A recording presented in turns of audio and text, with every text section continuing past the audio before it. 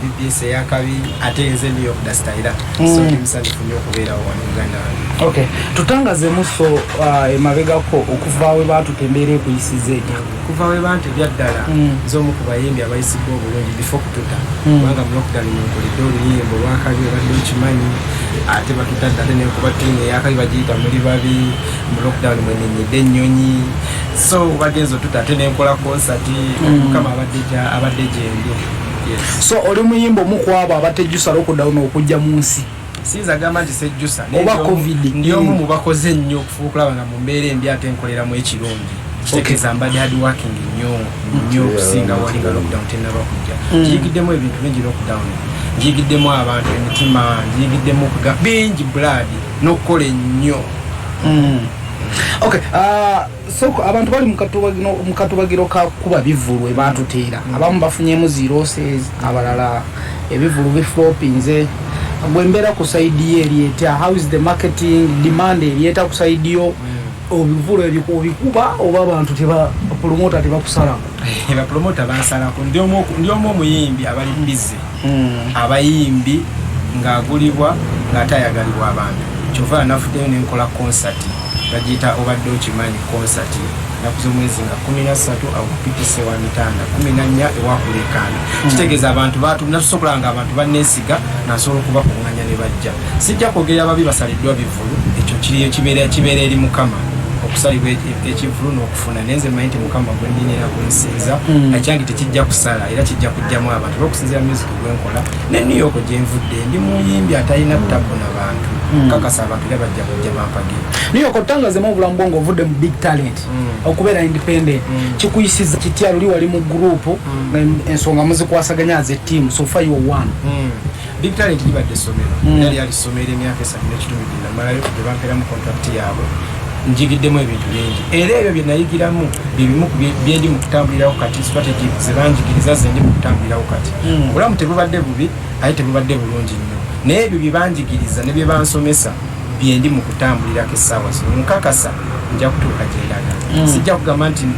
badde banfunye ekibi oba nfunye ebirungi nga nfuddeyo oba ebibi no wabula ebyo bye nayigirayo byebimu byentambulirako kati wafuna abakukwatirako oba oli wekka essaawa zino ndinzekka nga nze New York Dastaira nate nyaniriza omuntu aliredde anyumirwa byenkola anyumirwa music wange jangu tukole kyali wange gwe ng'onyumirwa music wange ng'onyumirwa ne byenkola ndi ready okukola naawe. Some people bino ebintu beterayo babuuza tubijja mu bantu abantu bagamba nti obulamu bwakyuka okuva wava ku Eddie Kenzo anti kituufu bwakyuka naye nga bwekugambye nti bye nayigirayo nali mu ssomo bye nayigiramu ne bye neebuuzanga ku bo bye bimu kati byentambulirako abamu bajja mulimu guno nga tebamanyi kyakukola naye bw'ofuna chance n'omanya kiki ekyokukola n'abantu ki b'olina okukolagana nabo ebyaddala bikyuka kati ze nafunako omukisa ogukolako ne basita abakabe ne bambulira nti akibabwe kinebwekiti kyovulaba bikyuse ate bikyakyukira ddala. ng'ojoga ekyokuyigiriza Eddie Kenzo kiki yakugattako mu bulamu bwo? Eddie Kenzo kyeyangattako mu bulamu bwange kisookera ddala yampa omusingi gw'okuyimba otumya ndiyo omwaka ogwaggwa oba emyaka ng'esatu emabega ndiyo wakakati mulala nnyo nti kyeyampa ekyo kyokka ekyokunjigiriza bakola batya oluyimba olunyumira abantu kigambo ki kyoyinza okukozesa abantu ne bakyagala kisitayiro ki gy'oyinza okukoba neekolerawo kimala sijjaga nti yampa sente nnyingi wadde yazimpanga sijjagamba nti wabula kiri kyenkugambye kati kwentambulira. Kozi gwe yali president wa boda era nkyali ambassador wa boda paka kati okyavuga boda yesebo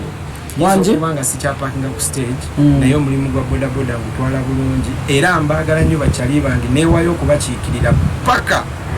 boda lwebiterera omuntu waligiraba nti no erimu omugaso maye kiruma nnyo omusajja w'emyaka 6 ogamba nti kantuma omwana wa boda oyo naye nga mutuufu batumye omusajja wa myaka 6 ebintu ng'ebyo bwe byetwagala okugjawo. naye oko boda agivugira ebbanga lyekana boda ngivugira emyaka 8 yatandika sina boda nenfuna boda esooka nenfuna eryokubiri nenfuna omwana owokusatu boda bagamba boda mulimu gw'abataasoma wasoma kituufu Wanje boda 90% mulimu gw'abataasoma ekyo nkiddamu boda 90% mulimu gw'abataasoma naye bategeera yes nze saasoma okusoma kwange tekwatuuka kuba neragamba nti namala esifera mba saasoma yes so kusoma kwange kutono nnyo tekuli waggulu nnyo naye nga ate ebyenkola byakabi nyo era bisanyusa n'abaasoma wena project gye watadde n'abantu bagamba olinga alumba eri gye wava project nyatadde bananga olimba lwogera ku bantu abayise mu mbeera embi zempise mu mbeera embi families zitukoze ebintu bingi bakyali bambi families zitukoze naye wano Momo 19 ng'ayogera ku BBS Telefina agamba nti family ye ekoze kyamaanyi nnyo okumulemesa tax Katero nga bamuloga bintu byakuloga amazima mbirabyeko biri mu families nyingi navuddeyo n'ennyimba oluyimba luno lunyiga emitima lukone kwabo abakola ebintu ebyo naye siina gwe lutunuulidde nti oba ono nedda luyimba lw'abantu bonna tuva lugamba muli babi mmwe ababba emikisa gy'abannammwe mmwe abataagala bannammwe bagende mu maaso olwokuba ebigendererwa byammwe oluyimba lugamba mbeera ki gye wayita mwolinga gamba nti mu big talent mwe waliwo abali bawatulidde omukisa gwammwe embeera si ya big talent mbeera ya families nti tugenda tandika okufuna ebintu by'okuyimba tebisanyusa buli omu ate nga bakika balaba mutabani wagundi ayitawo ati tekisoboka kakana nga bakoze ebintu ate nga babikola naawe mumuli wabula nga bakugamba nti atutereeza kika kumba ate gwe bali ku gwe bali mu kunnyika gwe bali mu kuteeka mu mbeera embi kati mukama wakubikulira nojja n'ofunako abantu abamu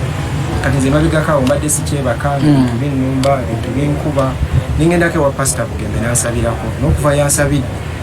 embeera kati yatereera ngera birabika ng'ebirogo kuganga ekintu kijja nekikwata noba nga tokyalaba nga tosobola kwebaka ng'ologoota n'ebintu bingi nnyo naye okuva enagenzeeko wa musumba nansabira obulamu bwazze n'akaliriro okalaba n'akatwiro kajja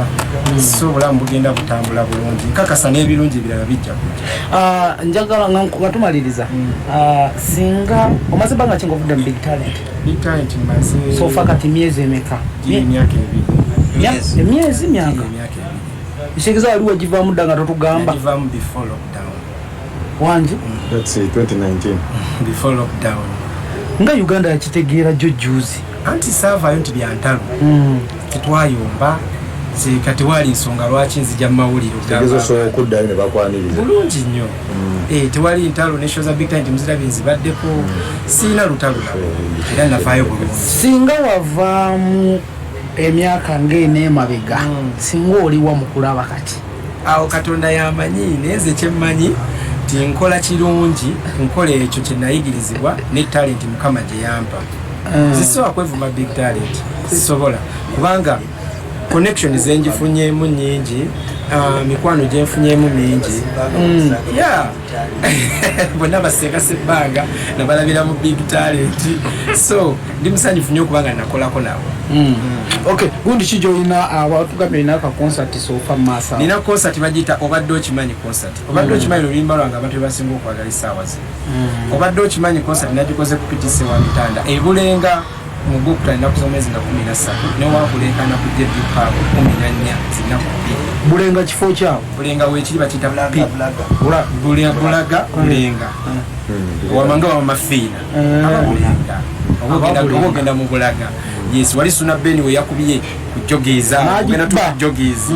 akati ayo wa Mitanda perekedwako abayimbi bangi Titita Beni Misa Kisemakula Pasawiso Bugembe Musima Yakisenga Sebanga abayimbi bangi